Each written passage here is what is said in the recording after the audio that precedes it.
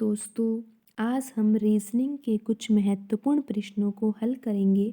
दोस्तों, ये प्रश्न गत वर्षों में परीक्षाओं में पूछे गए प्रश्न हैं और इन प्रश्नों के माध्यम से आप किसी भी परीक्षा की बेहतर तैयारी कर सकते हो। तो आइए दोस्तों, हम करते हैं आज का पहला प्रश्न। दोस्तों, यहाँ पे क्वेश्चन में क्या दिया गया है? ये दिया गया है कि निम्नलिखित में से कौन सी संख्याओं का जोड़ा अन्य जोड़ों से भिन्न है। दोस्तों, यहाँ पे चार ऑप्शन दिए गए हैं और चारों ऑप्शनों में कुछ संख्याएं दी गई है। जैसे कि पहले ऑप्शन में लिखा हुआ है 1 और 125, दूसरे ऑप्शन में लिखा हुआ है 512, 125, तीसरे ऑप्शन में लिखा हुआ है 216, 64 और चौथे ऑप्शन में लिखा हुआ है 64 और 100। दोस्तों, यहाँ पे आप देखिए कि जो 512 है, 512 8 का घन होता है। ऑप्शन 2 में जो 512 है वो 8 का घन हो है। और दोस्तों, यहाँ पर जो 125 है वो किसका घन है? 5 का। दोस्तों, आपको घन निकालना आता होगा।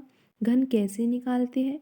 जब आप 5 को 3 बार इस तरीके से खोलते हो और गुणा करते हो, जैसे कि 5 का गुणा 5 से किया 25 और फिर 25 का गुणा 5 से किया तो 125 आता है। इस तरीके से दोस्तों आप घन कर सकते हो। दोस्तों, अब हम बाकी ऑप्शनों को देखते हैं कि बाकी ऑप्शनों में भी घन हो रहा है या नहीं हो रहा। दोस्तों, आप देख सकते हो यहाँ पे जो तीसरा ऑप्शन है, तीसरे ऑप्शन में जो 216 है वो होता है 6 का घन। और दोस्तों, यहाँ पे जो 64 है वो 64 किसका घन होता है? 64 होता है 4 का घन। दोस्तों, आपको वर्ग और घन तो अच्छे तरीके से याद होने चाहिए। देखो दोस्तों, जब हमने नंबर सीरीज के क्वेश्चन किए थे तो उसमें भी घन और वर्ग का बहुत अधिक यूज़ हुआ था।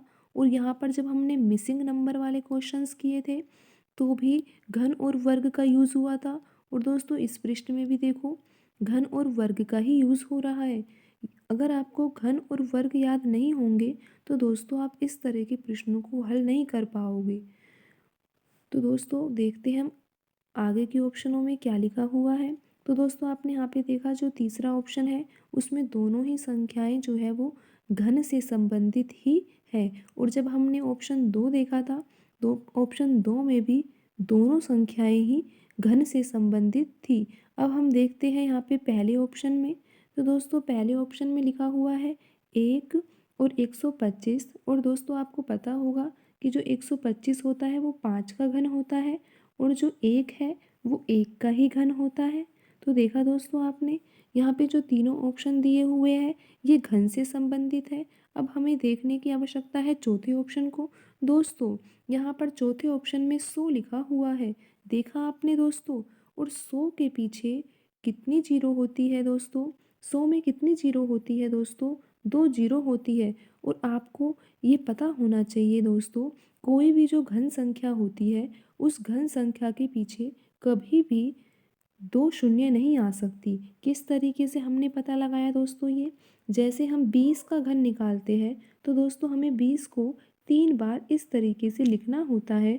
और फिर हम जब 20 का गुणा 20 से करते हैं तो दोस्तों आता है 400। और जब 400 का गुणा 20 से करते हैं तो दोस्तों आता है यहाँ पे 8000। देखा दोस्तों आपने, किसी भी जो घन संख्या होती है उसके पीछे शून्यों की संख्या 3 होती है या फिर 6 हो सकती है।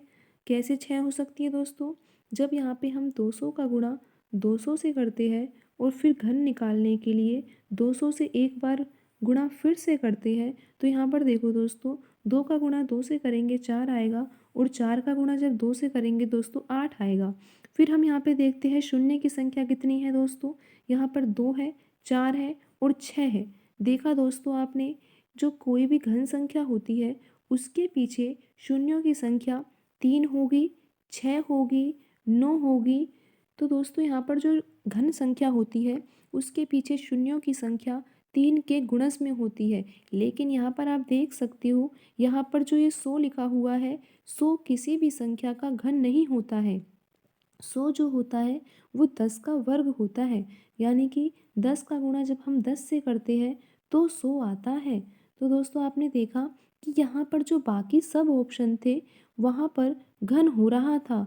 यहाँ पर भी देखा था आपने कि 1 का घन था, ये 5 का घन था। दूसरे ऑप्शन में देखा आपने ये 8 का घन था, ये 5 का घन था। तीसरे ऑप्शन में आपने देखा कि 216 6 का घन था और 64 4 का घन था। लेकिन दोस्तों आपने यहाँ पर देखा कि जो ये 100 लिखा हुआ है ये घन नहीं है, ये तो 10 का वर्ग होता है। तो दोस्तों आप समझ चुके होंगे कि यहाँ पे कौन सा जोड़ा जो है वो अन्य जोड़ों से भिन्न है।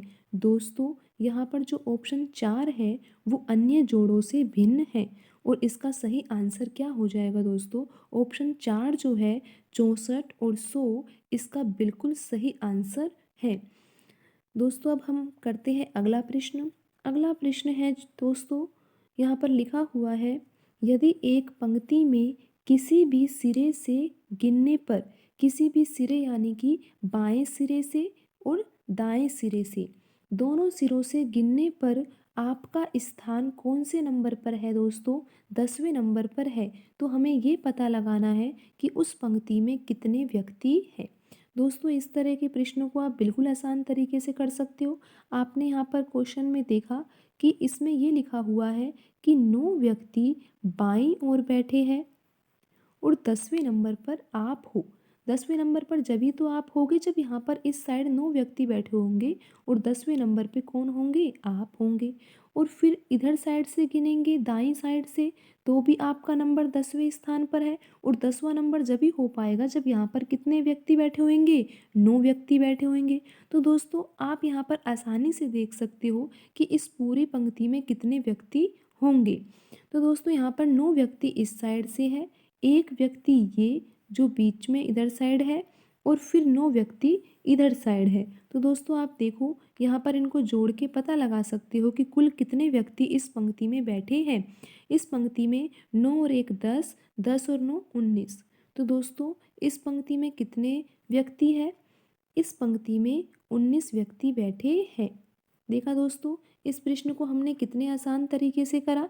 हमने देखा कि यहाँ पे बाईं ओर से और दाईं ओर से कितने व्यक्ति है और बीच में स्थिति जो 10वें नंबर पर है वो आपकी स्थिति है। तो यहाँ पर 9 व्यक्ति थे, इधर भी 9 व्यक्ति थे, इधर से गिना तो भी ये 10वें नंबर पर है, इधर से गिना तो भी ये 10वें नंबर पर है और कुल व्यक्ति कितने हो गए? 9 और 1 10, 10 और 9 कितने हो गए दोस्तों? 19। तो इसका सही आंसर भी क्या है दोस्तों? ऑप्शन जो 1 है यहाँ पर सही आंसर है। तो दोस्तों आज की वीडियो में इतना ही, मिलते हैं अगली वीडियो में। धन्यवाद।